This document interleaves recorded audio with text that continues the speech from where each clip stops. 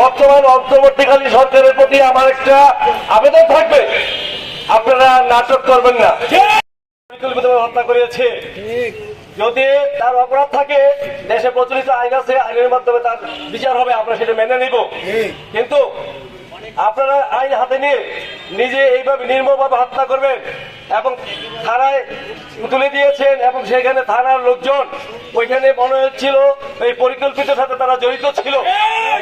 সেখানে সে পানি চেয়েছে, সে অস্বস্তি বোধ করতেছে এবং বলে ডাক্তারের আমার শরণাপন্ন হওয়ার জন্য, সেখানে তার কোন চিকিৎসা দেওয়া হয় না। কেন সে বাংলাদেশের নাগরিকটা, সে চিকিৎসা পাইতে হবে তার, সেখানে না করে পরিকল্পিতকে আমাদের ভাইকে হত্যা করেছে। কিন্তু এর আমরা সুষ্ঠু তদন্ত করে তার সঠিক বিচার চাই। আর বর্তমান অন্তর্বর্তীকালীন সরকারের প্রতি আমার একটা আবেদন থাকবে, আপনারা নাটক করবেন না। কারণ আপনারা 26 তারিখ যে নাটক দেখিয়েছেন, আমরা চেয়েছিলাম সরাসরি আমরা সমাবেশ করবো, সেই অনুমতি না দিয়ে আপনারা কি করেছেন, গোলাপ পাকের অনুমতি দিয়েছেন। আবার রাত 2টার সময় ওইখান থেকে সরিয়ে পেছনে আপনারা আমার অনুমতি দিয়েছে। এই নাটক আমরা চাই না, আমরা এই নাটক দেখতে চাই না। আমরা বাংলাদেশের নাগরিক, আমরা সুন্নি সমাজের আমরা লোকজন, আমরা তার গায়ের উপর পরে আমরা ঝগড়া করতে চাই না। 24-এর বাংলায় আমার ভাই মূল্য কেন? আমাদের কথা হলো, আমরা নাটক দেখতে চাই না, আমরা কারো গায়ের উপরে পরে ঝগড়া করতে চাই না।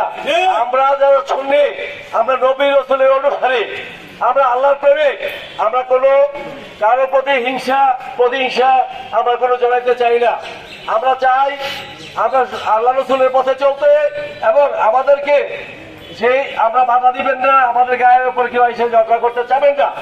আমার আগামীতে আমরা যখন অনুমতি চাবো, অন্তর্বর্তীকালীন সরকারের কাছে আবেদন থাকবে আমরা যেন ঠিক মতো অনুমতি পাই।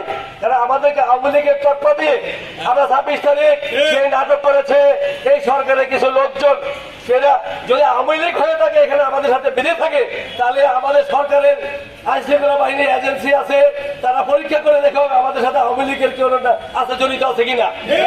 আমরা 5 তারিখের পরে যদি কোনো আওয়ামী লীগ এসে বেঁধে থাকে, আপনারা সেটা বিচার করবেন, আমরাও সেটা বিচার চাই। কিন্তু মিথ্যা অপবাদ দিয়ে আমাদেরকে সমাবেশ করার থেকে আপনারা বিরত রাখবেন না।